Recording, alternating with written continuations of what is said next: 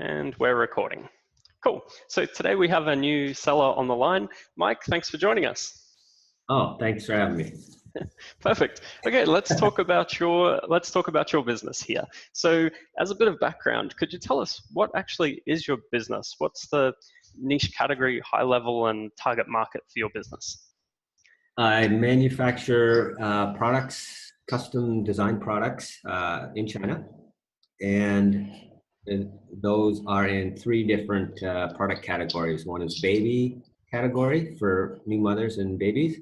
The other is sports and outdoors, and then there's another two products in the outdoor beach category. Perfect. And what would you say is unique about your business? I wouldn't say that I have really any innovations in my product line. I do have what I feel are sort of products that are very well designed in terms of style and function. And also they're very good quality products that we're able to offer at quite reasonable prices compared to other products of the same sort of quality in those categories. So we have strong products, strong quality products that are well designed and very functional. Excellent. And when did you actually launch this business? The first product I started selling was, I believe it was August 2014. Yep.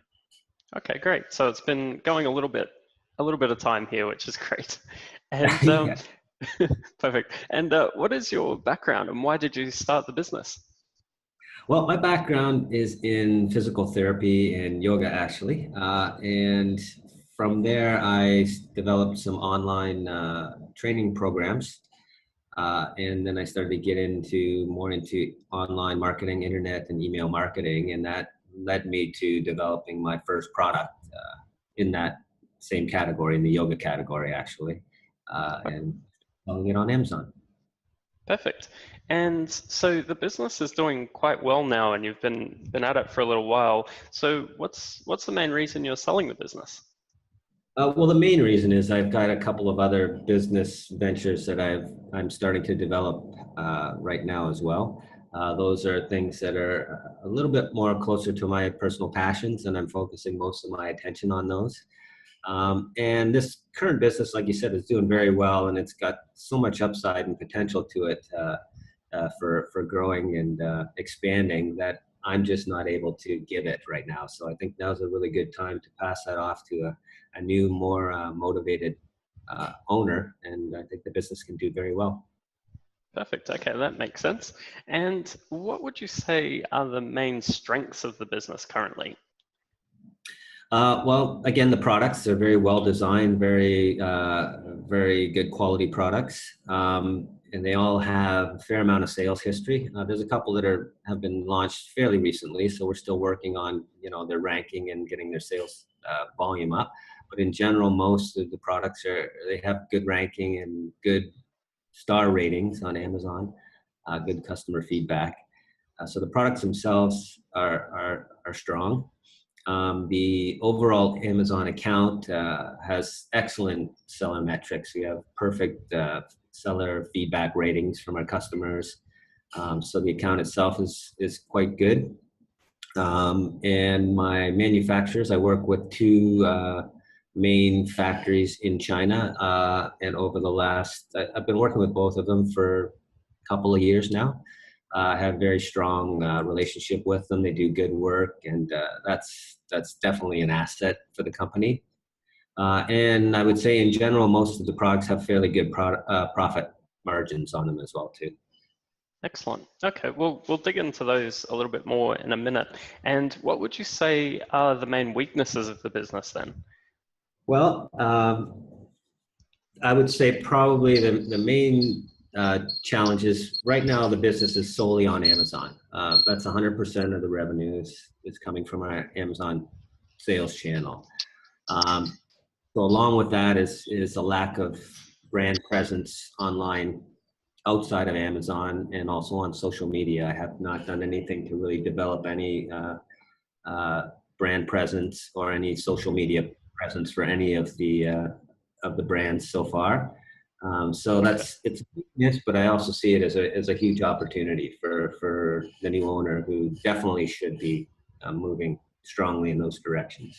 Yeah, that's a perfect segue, actually. What would you say are the biggest opportunities with your business? Oh, there we go. That's the next question. Well, like I said, all three brands that I have are anchored with pretty solid products. There's definitely a lot of room to grow the business by expanding the product offerings, and I think that's also actually a very important thing for a new owner to think about. Brands like this, become stronger and stronger, the more offerings that they have. If Nike only had one shoe, for instance, they wouldn't be, Nike in terms of, the size of the company that they are. They have hundreds and hundreds of different types of shoes and bags and hats and things.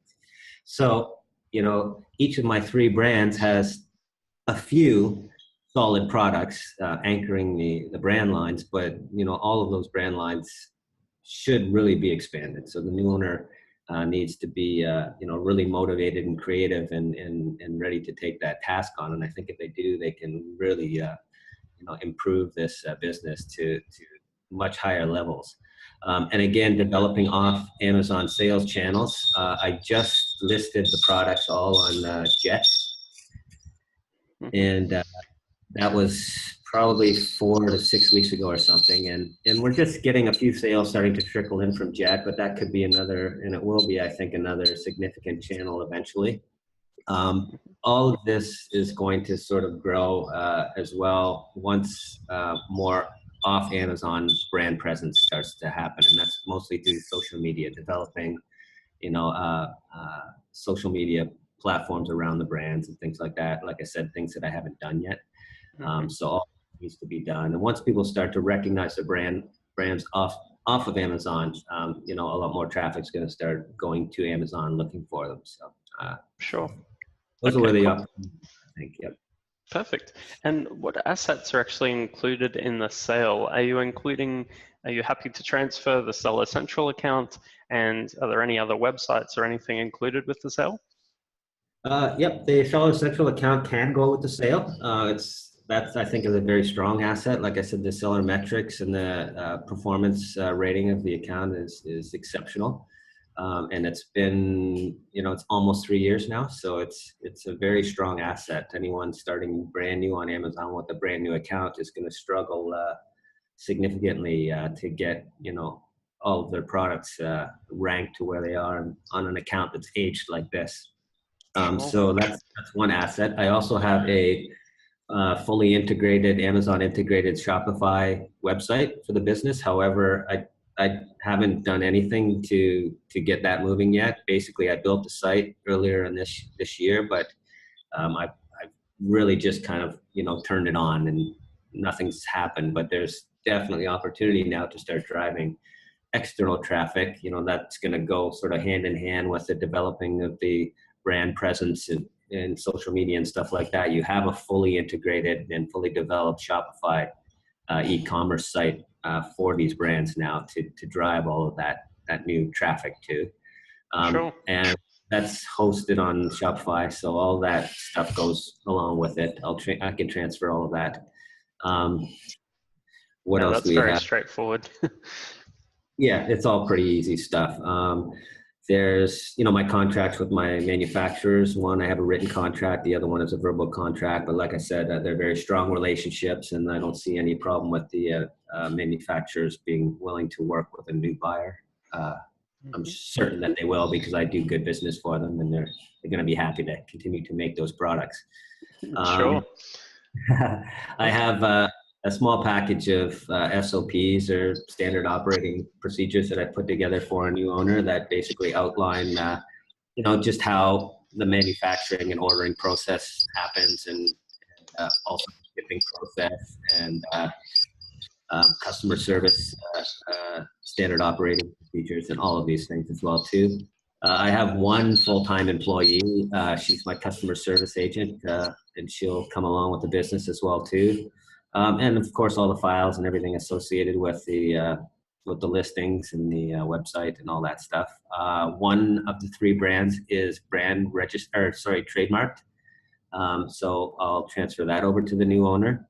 The other two brands are not trademarked, but they are open to be trademarked. I've just recently rechecked that through my trademark attorney just to make sure that those still are available if I want to trademark them. I've just held off on going through the trademark process, knowing that I'm going to be selling the business. I think it's just going to be easier for the new owner to initiate that rather than me to initiate it now and then have to transfer over that application to a new owner and whatnot as well too. So I think those are the main things. Cool. Yeah. Okay. All right. Well, let's move on to the actual products themselves. So how many SKUs do you have? I have 60 SKUs right now. That's divided into 9 basic products. So 9 products with an overall 60 different variations, color and style variations.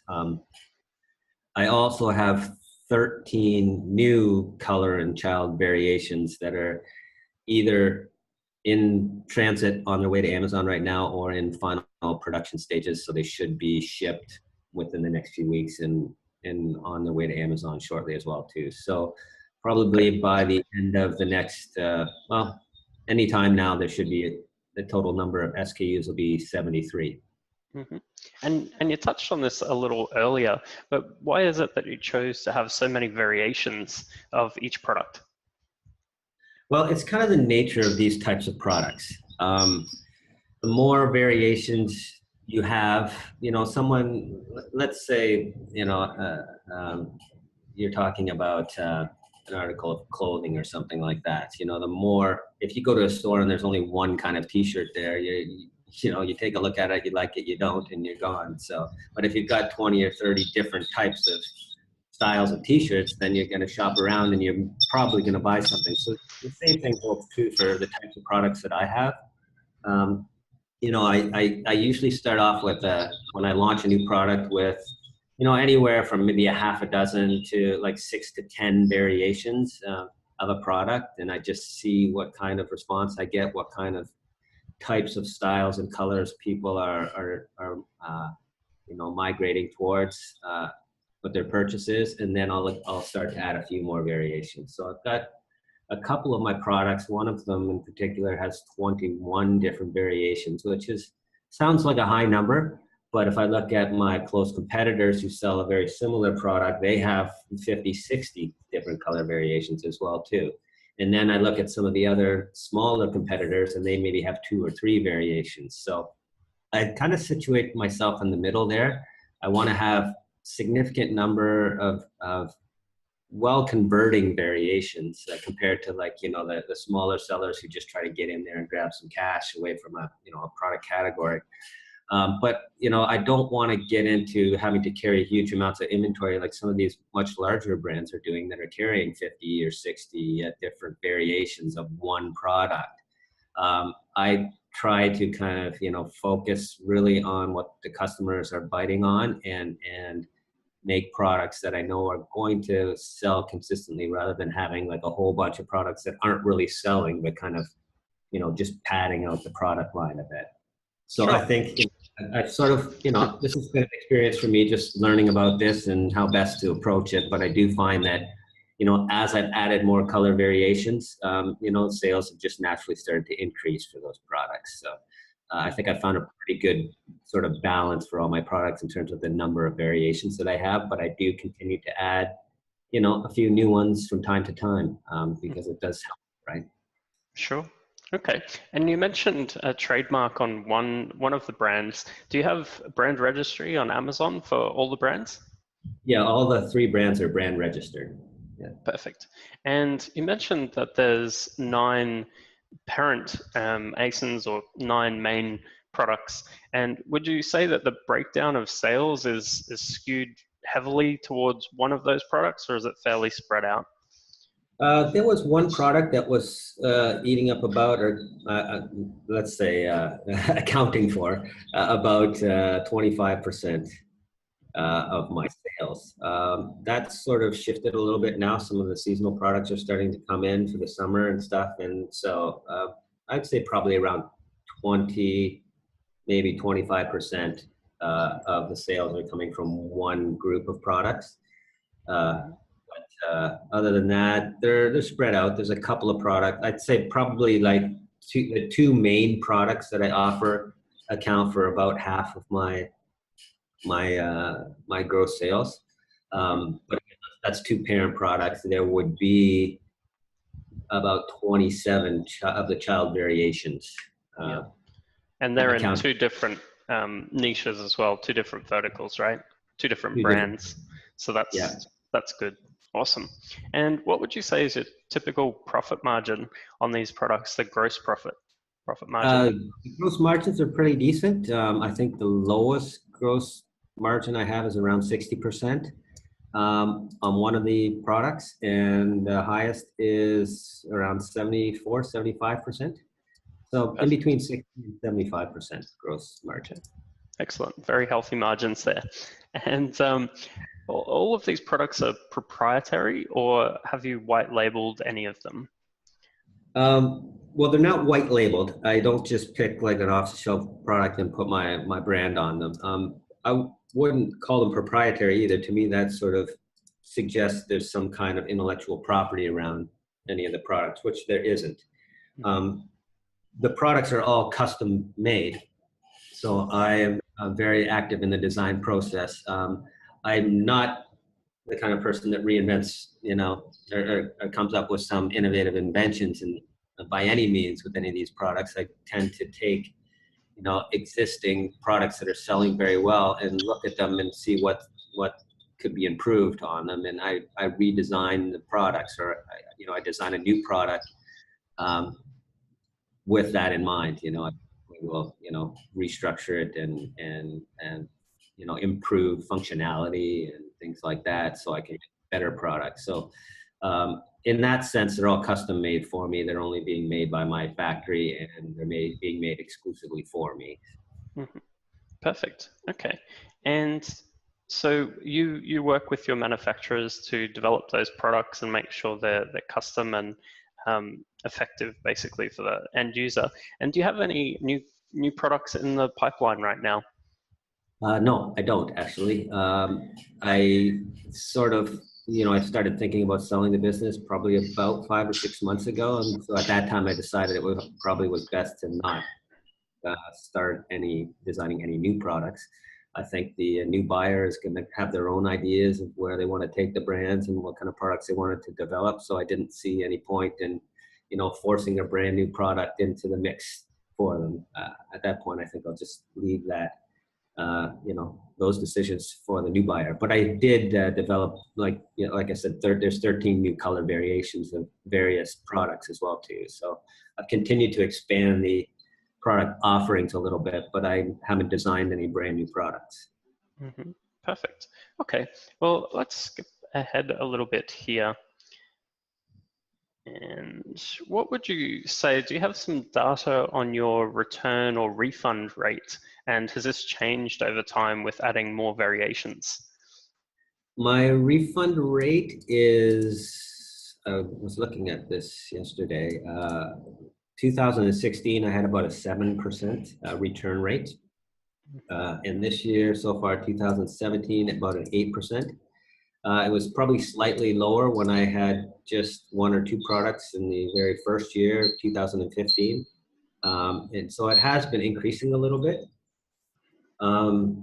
There could be a lot of different reasons for that. I think that my refund and return rate is in line with the product categories. It's certainly probably a little bit less than even things like clothing and shoes that people buy online, where it's just, you get it and it just doesn't fit, or, it didn't quite, live up to your expectations according to the pictures and stuff like that. So these types of products that I sell, you're going to get a little bit more of that than you're going to get with, say, an iPhone cover or something like that, where you're pretty certain what you're going to get in the mail. So the rate's been going up a little bit. There's a lot a lot more sellers selling in all the product categories in Amazon now. So I think that, that puts a lot more pressure on, satisfying the customers, and they're a little bit more,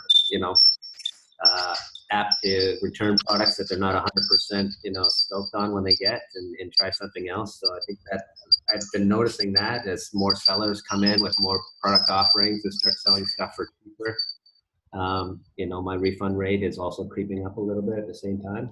I'm not the cheapest out there, but I'm certainly not the most expensive. But people think that they'll see a new product, they'll order one of mine, and then they'll see another one, a week or two later that's looks similar, and it's $15 cheaper. So they tend to be a little bit more inclined to make exchanges, I think, for those reasons as well too. That makes sense. And it seems like we've got a bit of a background noise. It sounds like a bird or something. Do you have a? Yeah, yeah. Is there a window open near you, or it's? No, I thought it was coming from your end. Oh right, no, yeah. Maybe it's like just cart or something like that. Yeah. Yeah, maybe it's in the line itself. Okay, well we'll keep pushing on. Okay, so sometimes when we talk to Amazon sellers, it's quite common for there to be some sort of issues with Amazon, either suspending listings or competitors making complaints regarding trademarks or patents or this type of thing. Have you had any of those issues? And if so, just could you briefly explain what happened there? Yes, I have. On 3 separate occasions, I've had intellectual property complaints. Actually, I think only 2 of them were filed on Amazon, so listings were suspended. Another one was just communicated to me via email, and it didn't affect the listings at all. In the first case, I created a product that had one certain feature to it that, unbeknownst to me, was actually did actually have a patent on it. So within the first couple of weeks of me selling it on Amazon, I was contacted by the attorney for representing that other brand, and they pointed out the patent. It was valid. I saw it, and I contacted my attorney, and we just opened up a dialogue with them, and they were great. They weren't being nasty about it or anything like that, and I was, obviously apologetic. I didn't mean to infringe upon their patent. I was just unaware of it when I developed my product, and so we came to an agreement where I would just basically, they would let me just sell off the rest of my inventory. They didn't ask for any money or anything like that. They just said, sell it off. We'll give you, I think they gave me 60 days or something, and I sold off the inventory, and then I changed that feature on the product, and we were good to go. No more problems. They were happy. I was happy. The other 2 intellectual property complaints I had were they were baseless complaints, basically. So I forwarded those to my attorney as well too. They researched the claims and did whatever lawyers do, and they were absolutely convinced that these were just people trying to either fish for something or bully me or something like that. But they said their claims were not valid, and they weren't going to hold up to a real legal challenge. So we responded to them in a very legal way, I guess, and they just dropped the complaints and went away. Okay. So as far as this moment in time in the business, I have no concerns whatsoever about intellectual property issues. I think everything that has come up or that will come up has come up, and it's been dealt with. I can't say that someone else isn't going to all of a sudden try to pull a fast one again and try to bully or fish for some sort of something. But I've proven that I'm not going to fall for that kind of thing. I think some of the smaller, inexperienced businesses on Amazon might, shaken their boots a little bit and sort of crumble to that kind of a pressure. But if you know where you stand legally, which I do on all my products, I don't really have any concerns, and I do have lawyers that are, capable of dealing with those kind of people should they pop up again. Sure. And in part of preparing the business for sale, we've put all of that documentation in a folder, so the new buyer will have access to that. And on those other two that have kind of just gone away, if say 6 months down the line, if the new buyer did have an issue, you'd be able to be contacted for that. But also, more importantly, you've got the contact information of the lawyer that's already dealt with it. Is that correct? Yeah, absolutely. I'll certainly just, I would be happy to refer you back to the same lawyers who are familiar with the product and the issue. So they'll be Perfect. able to. Okay, excellent. I appreciate your honesty there. Sometimes people don't like talking about the downside of their business, but we find it's best to be upfront. So that's great. And let's talk a little bit more about the current inventory that you have. So how much inventory do you think you're holding at cost right now with the business? I think my recent calculation showed about $225,000 worth of inventory, 225, something like that. Yeah. Yep. That's including inventory that's currently in Amazon and inventory that's currently being that's in transit and in production. So those three total to about that much. Yeah. Perfect. Okay. And have you had any issues with Amazon long storage fees? Yeah, I don't like them like anybody else. I think everyone has issues with them. Exactly.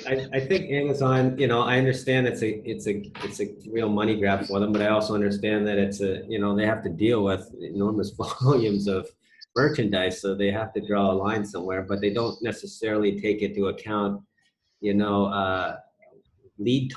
realistic lead times in businesses that manufacture overseas. So I think they're putting long-term storage fees on businesses every 6 months is a bit heavy, but it is what it is. We have to deal with it, and sometimes we need to carry inventory past 6 months just simply because of the length of time it takes to manufacture and import stuff from overseas. You can't. I haven't been able to manage my inventory that finely to be able to just have more coming in just as the last units are being sold, kind of thing. I can certainly make some improvements on that. Now that I've got more data and over time more experience as well too, I'm starting to manage the inventory a little bit better. But like I said, I do have 73 SKUs now, so that in itself just necessitates a fair amount of inventory that needs to be there. One thing that I would say about the long-term storage fees is now they've actually added a third additional storage fee over the Christmas season as well, which was a bit debilitating and unexpected. So, but that's the reality of doing business on Amazon. So you have to bite it and make that happen. Sure.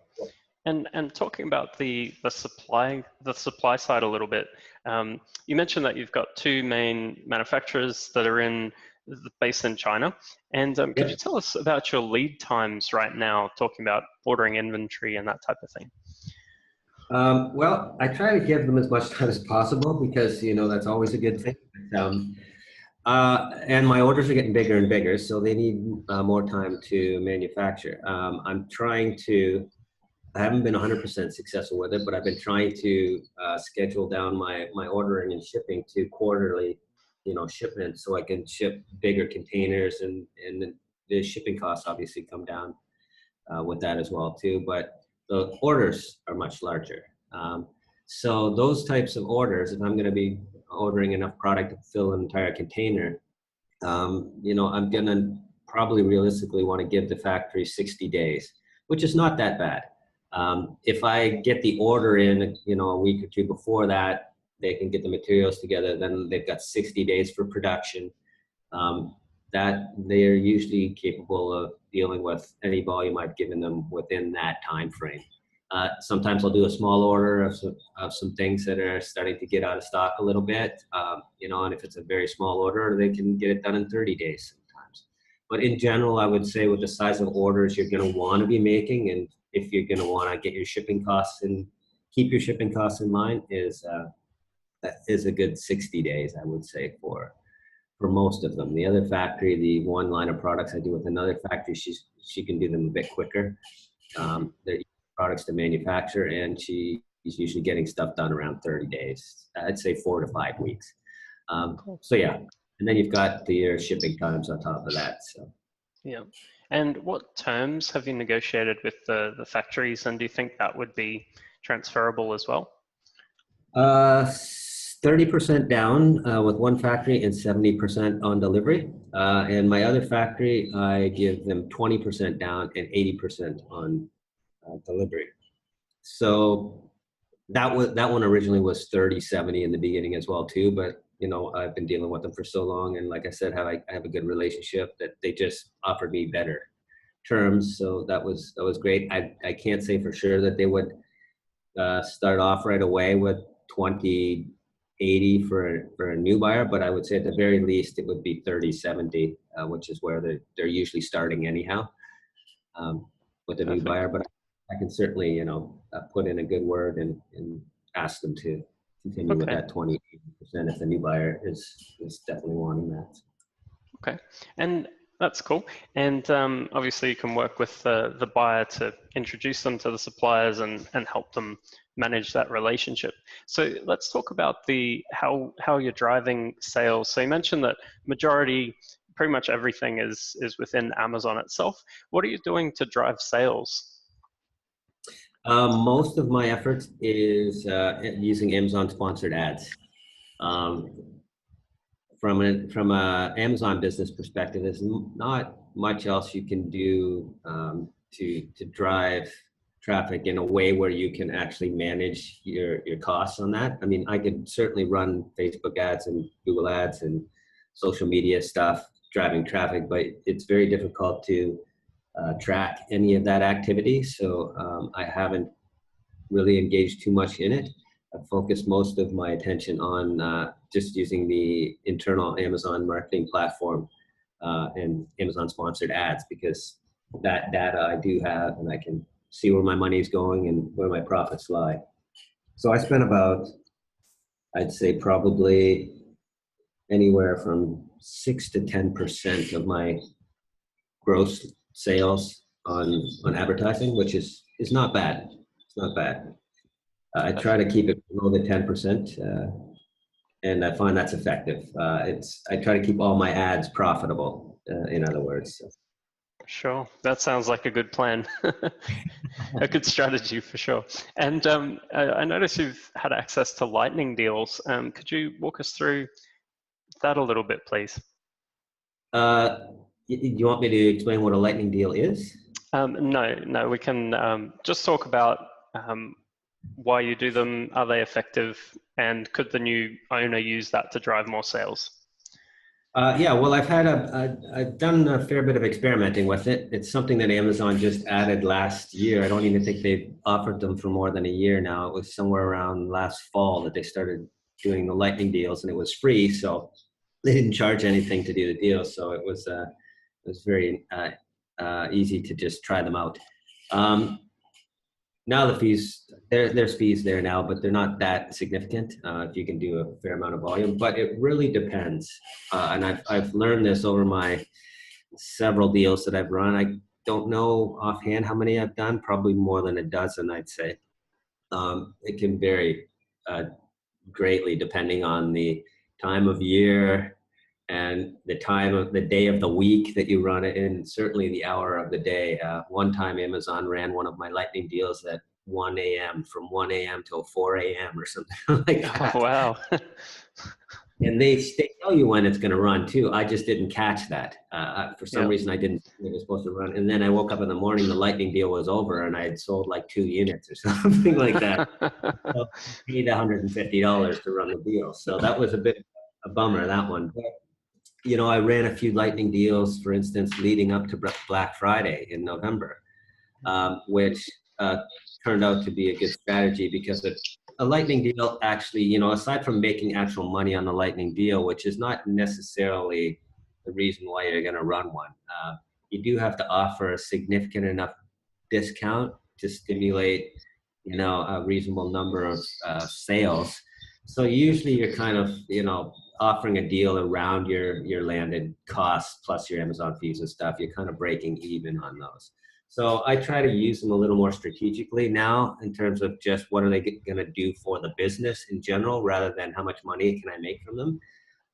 Because what happens when you run a lightning deal and you sell 100 units or 200 units of something that normally sells maybe 10 or 20 units a day, all of a sudden you get a huge boost in your Amazon rankings for that product. So in the days and the weeks immediately following a lightning deal, you're going to see a good increase in organic sales because your product, you rank much better for those keywords. It's going to show up a lot higher on the search rankings. Maybe you went from page 2 up to like the top of page 1 in the search page, pages. So you naturally just start getting more sales right away. So I think it's a very good tool to use strategically that way.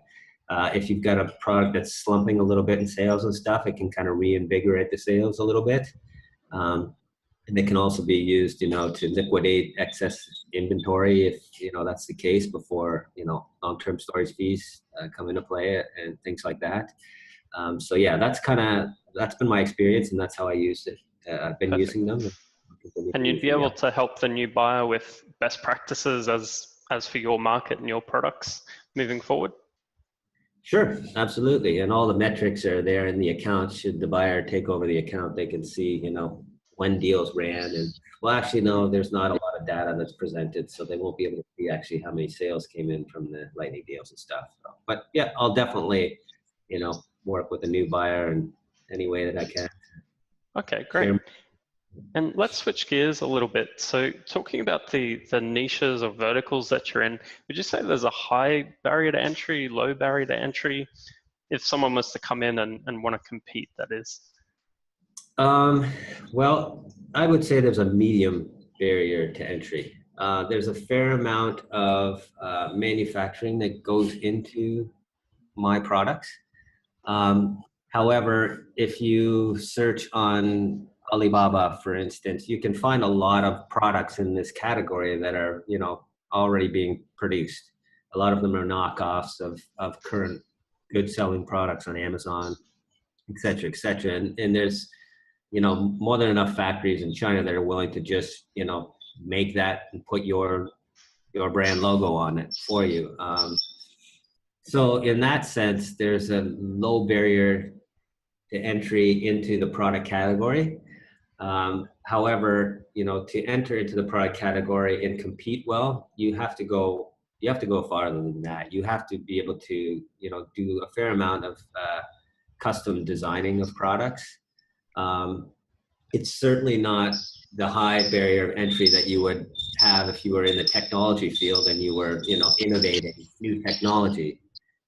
But it is, a bit more of a barrier to entry than just white labeling something. I think in order to be successful in these product categories, there's a fair amount of effort that has to go into it. And most of the manufacturing for these kind of products, in order to be able to sell them competitively, you have to manufacture overseas, in China or Vietnam or whatever you're going to do. And that is in itself is a barrier to entry for most people. When I first started doing it, that was only 3 years ago. Very few people were going overseas. It was all based on what can we produce domestically in the US and get into the Amazon marketplace quickly. That's changed quite a bit now over the past 3 years. There's a lot of training courses and things that teach people how to manufacture overseas. But in the same sense, there's still a huge learning curve there. There's a lot to learn about, dealing with manufacturers and manufacturing processes in China and the whole shipping and importing and stuff like that. So all these things add to, the amount of work that's necessary to compete in these product categories. So, and also the longer term quality assurance and customer service adds to that. So maybe someone can jump in and try it, but whether they'd last or not is another thing. So that's great. Okay, perfect. And who would you say is a good buyer for this business? What type of person or company do you think would make a good match for your business? I think someone who is already experienced with selling products on Amazon could just take a hold of this right away and start, building the business and succeeding quite well. Um, I don't think that's necessarily essential. I think the biggest sort of quality that someone should have is they just have to be motivated to build a business with brands that they can get behind and be passionate about. I think the type of buyer for this company is going to have to be a creative type of person because like I said earlier, creating new products, I think is going to be essential to the growth of the business. So they can't be scared to, put their own ideas into a product. And just to, give you a little bit of perspective from my own experience, I had none of that when I started. So I didn't know anything about manufacturing overseas or importing stuff or designing products or any of that stuff. I just kind of dove in head first with no experience anywhere, and I learned it. I just rolled up my sleeves and I figured it all out. So I think that kind of person is going to be able to take over this business of mine and grow it and succeed with it. So I Sure. think it would be very well suited for perhaps a couple or something like that as well too, who are looking to have their own business. They have probably some various experience in selling and retail sales and online marketing and things like that is going to be an asset, but they're not essential things to success. All these things can be learned. So basically, it's just got to be somebody who's willing to roll up their sleeves and dive in and make it happen. Sure. Okay, that sounds great. And some good news as well, as part of talking about running the business while we're on that topic. Could you let everyone know how much time, as far as hours on average, do you take to actually run this business right now? Well, believe it or not, very little. Especially now that I've focused my attention on developing some other businesses now. I'm kind of, just down to the maintenance mode on this one. And I would say I spend maybe 10 to 15 hours a week specifically on this business, and it's still humming right along. It's growing month after month after month with very little effort on my part. So, when if somebody's going to come in and, be a true entrepreneur and spend 40 or 50 hours a week just consuming themselves with a business, I think they're going to see, they're going to be very, very, very pleased at the results that they get from those efforts. I love you mentioned the coffee time for running the business. Could you just explain what you said when we first spoke about this? Do you remember that? I'm not sure. I'm not sure. I think you mentioned that you sit down at a coffee shop to do your work and you have a coffee or two and then you can only drink so much coffee, so you shut the laptop and walk away. I like that. That's good. I do two coffees a day worth of work. So that's how we should measure all businesses, is how many coffees it takes to run. I like it. Good one. Good metric. Okay. Perfect. And just to wrap up a little bit here, let's talk about the handover. So how long do you think it would take? We'll break this down into two sections. So say someone's a brand new seller, they've never sold on Amazon, they've got some business chops, like you were saying, ready to dig in, roll up their sleeves. How long do you think it would take you to train someone who's completely new and get up and running with this business?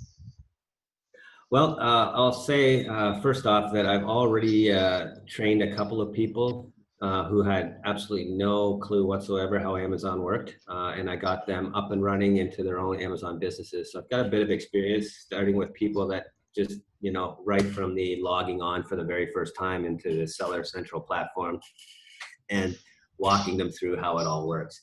That's a fair amount of work though, to do that. And if that's the case, where it's somebody who just doesn't have any idea of where to start, I think, I'm willing to spend the time, perhaps like an hour or two every day in the short term for the first week or two. And I think that's enough to really get someone quite familiar with, just the nuts and bolts of how everything works.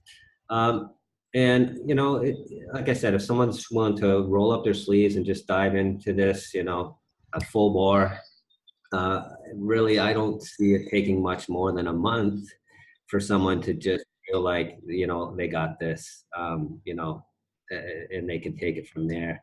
I'm And more, the upside is that the products are already created, the manufacturers are already in place. So it's really just the mechanics of what you do on a day-to-day basis that you really need to hand over, right?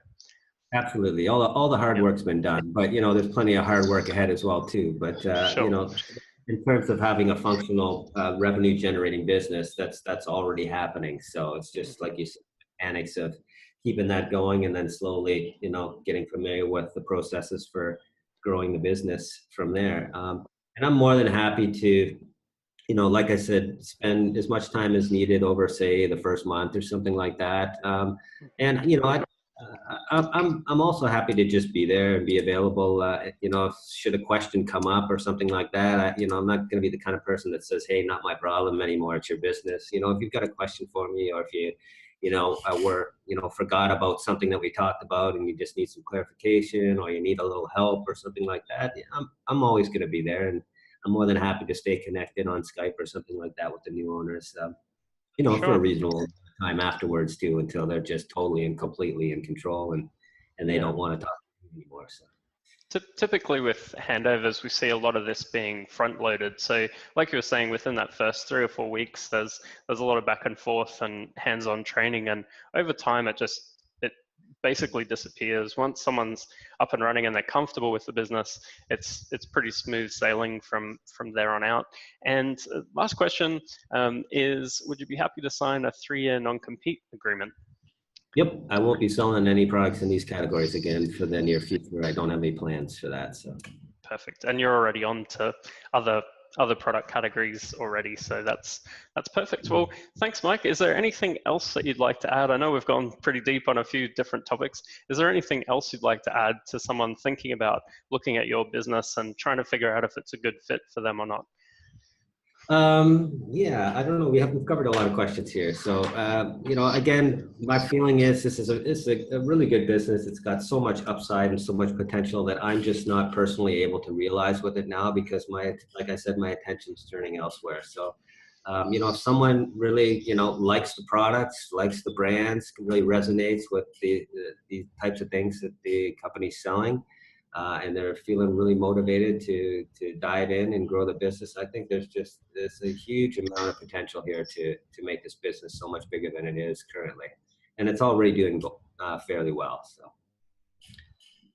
Perfect. Well, yeah, thanks again for your time, Mike, and we'll talk to you soon.